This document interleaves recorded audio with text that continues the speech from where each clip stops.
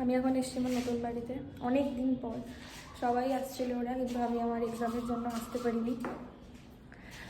বেশি কিছু আমি এখন দেখাবো না, ঠিক আছে? আপাতত আমি দোতলার রুমেই আছি, আমার রুমে। বেশি কিছু আমি দেখাবো না, পরে আস্তে আস্তে দেখাবো। খুব তাড়াতাড়ি চেষ্টা করবো এখান থেকে ব্লগ শুরু করার। আর আমি আর আমার মা এসে প্ল্যান করছি কোথায় কী করবো, কোথায় কী রাখবো। আর এই রুমটায় থেকে, জানলা থেকে এত সুন্দর একটা আম গাছ আছে। আমরা এখানে বসে বসে আম পাড়তে পারবো আর আম খেতেও পারবো। আর আরেকটা জিনিস, আমাদের ডাইনিং এরিয়া থেকে খুব সুন্দর একটা পুকুর আছে, পুকুরটা দেখা যায়। পুকুরের হাওয়া, সারাদিন আমরা হাওয়া খাই এখানে এলেই।